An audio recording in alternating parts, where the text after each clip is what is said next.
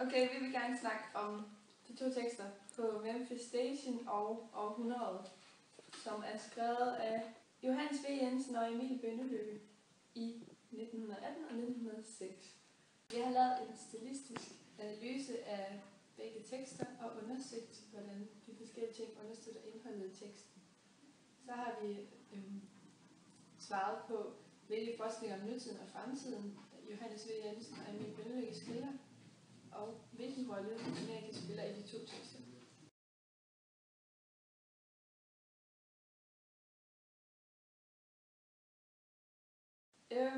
Og vi vil gerne starte med på Memphis Station af Johannes V.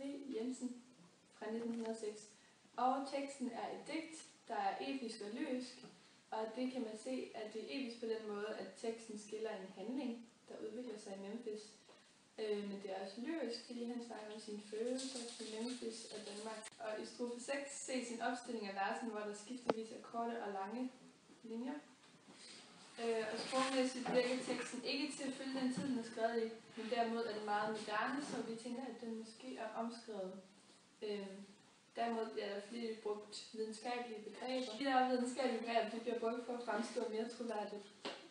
Og teksten indeholder megen patos, hvilket blandt andet ses i citatet: natten er så øde og udslugt, og regnen hudfletter jorden. Med en hvidløs dunkel energi, alting er klædt og uigennemtrængeligt. Det viser, at han appellerer til læserens følelser og gerne vil have læseren til at føle noget bestemt omkring det sted, han er.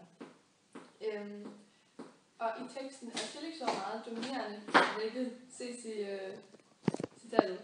Det er dog lys nu, og der slår muldlygt ind mellem perronens rustne jernstøver, blandet med regnstødets ramme ånde. En forårsagelse er det ikke trøstet. I strofe 9 ses det, at navnet staves med stort, og å staves med 2 a'er. Yes. Der bruges også billedsprog. Det ses for eksempel i citatet mund mod mund, mellem regnen og jorden. Dagen gryede så sorgfuldt, men se nu lyser regnfaldet. Det er et eksempel på, hvordan regnfaldet falder. Og ham, fortælleren på Memphis Station, han er meget blandet, pessimistisk og optimistisk omkring Memphis.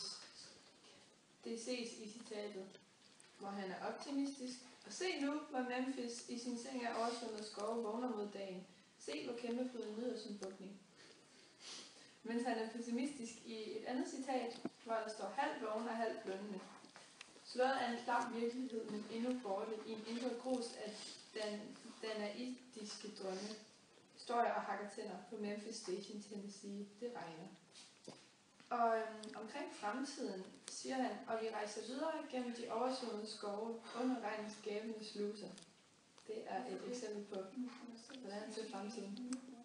I bund og grund er Danmark nok nogenlunde lige så godt som Memphis, sådan som man omtaler det, men han vil gerne videre på sin rejse, hvor han siger, skal jeg flygte fra regnen og åndsfortærelsen i Danmark, Indien og Japan, for at regne inde og rådne i Memphis, Tennessee, USA.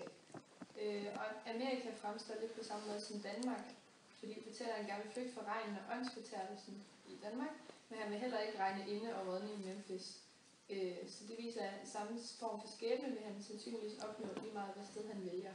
Fordi begge steder er der forrådnelse og åndsfortærelse. Han snakker også med sig selv frem og tilbage omkring tilværelsen og prøver at overtale sig selv til at blive et af stederne, da forrådelsen det ene sted alligevel synes større. Og det ses i citatet. Gå så dog hen og bliv i Memphis. Dit liv er jo alligevel ikke andet end et surt regnvejr, og din skæbne var altid at hænge forsinket i en eller anden miserabel ventesal. Bliv i Memphis, Tennessee. Selvom man snakker godt omkring begge steder, så ved han, at et af stederne bærer ham lykken. Han ved bare ikke, hvad for et sted endnu. For inde i det disse plakatgryende huse venter lykken dig. Lykken.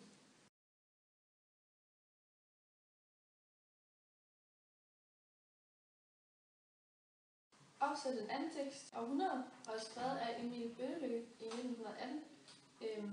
Den er et essay, og den overholder genren, der beskrives mange følelser og holdninger fra fortælleren og forfatteren. Det ses blandt andet på side 1, linje 10. Jeg elsker det, som sker, og det, som skal ske. Det er en holdning fra hans side. Den er skrevet, som jeg fortæller, side 1, linje 4. Jeg elsker din tekniske grænseløshed. Teksten appellerer til logos og indeholder mange intellektuelle ord for at appellere til læseren. Jeg synes, tal er poesi, og at grafikkens møjsommeligt udarbejdede streger er som et digt. Teksten indeholder mange udsagnsord og tillægsord, da teksten er meget beskrivende, og udsagnsordene ligger sig også meget til genren, da udsagnsordene beskriver, hvad personen gør og synes. Teksten indeholder 2 forskellige former for kompositioner. I starten er den meget kronologisk og skrevet meget sådan bare derudad, hvorimod slutningen er formet lidt som et digt. Og i teksten bliver nutiden og fremtiden fortolket. Jeg-person elsker den ubændige kraft og eksplosive larm af en kanonmotor. Og det er den lyd, der skal lyde i fremtiden også. Det ses i linje 14-15 på side 2. Jeg elsker den ubændige kraft og eksplosive larm af en kanonmotor, model 1918. 10, det er den lyd, som skal tone i fremtiden. Og jeg elsker også nutiden i dag. Den grænseløse teknologi, som perspektiveres til i dag, hvor der ikke er grænser for teknologien. Jeg elsker dig, du gået fuld tid. Linje 1 og linje 6, side 1. Jeg elsker din tekniske grænseløshed. Og i den her tekst spiller Amerika ikke nogen speciel rolle. Det eneste amerikanske essay er Amerikabåden, som ligger til på Rådhuspladsen, hvor Amerika omtales som det sted, hvor de store maskiner skal til, og hvor folk rejser hen. Peace and out.